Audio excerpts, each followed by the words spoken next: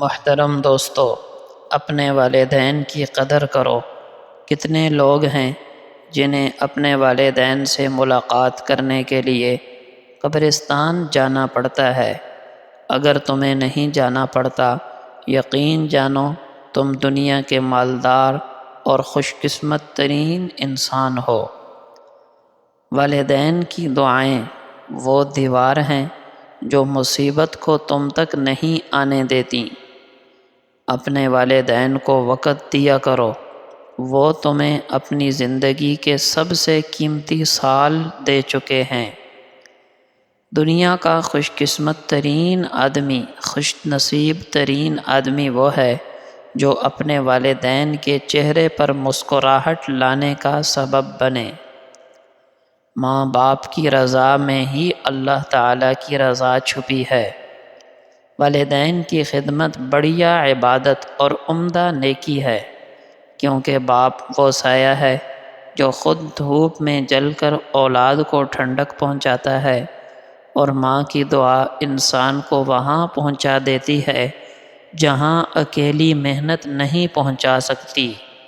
بخاری شریف کی روایت ہے، حضرت عبداللہ ابن مسعود رضی اللہ عنہ فرماتے ہیں کہ میں نے رسول اللہ صلی اللہ علیہ وسلم سے پوچھا، اللہ کے نزدیک کون سا عمل سب سے زیادہ محبوب ہے؟ آپ نے فرمایا، نماز کو اس کے وقت پر ادا کرنا۔ میں نے پوچھا، پھر کون سا؟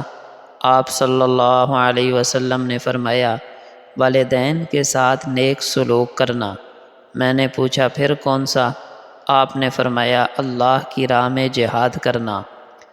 دوستو، اس حدیث نے یہ واضح کر دیا کہ اللہ کے ہاں والدین کی خدمت کوئی سماجی رویہ نہیں، بلکہ نماز اور جہاد جیسی عظیم عبادات کے برابر یا ان سے ملتا جلتا ایک ایسا اہم عمل ہے جس پر اللہ تعالیٰ فوراً راضی ہو جاتے ہیں۔ والدین کو راضی کر لینا دراصل اللہ کی رضا کا سب سے آسان دروازہ ہے۔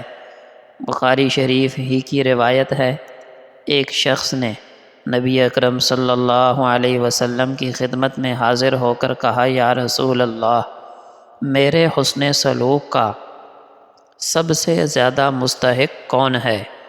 آپ نے فرمایا، تمہاری والدہ۔ اس نے پوچھا، پھر کون ہے؟ آپ نے فرمایا، تمہاری والدہ۔ اس نے پوچھا، پھر کون ہے؟ آپ نے پھر فرمایا، تمہاری والدہ۔ اس نے چوتھی بار پوچھا، پھر کون؟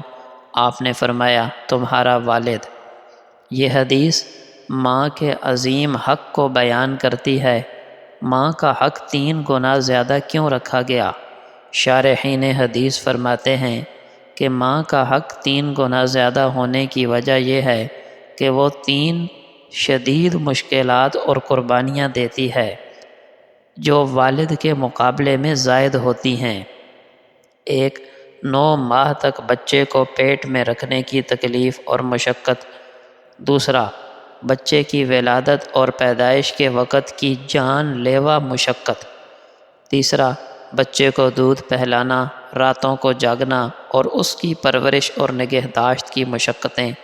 اس لیے ادب اور احترام میں تو باپ کا حق زیادہ ہے، لیکن خدمت گزاری میں ماں کا حق 3 گنا زیادہ ہے۔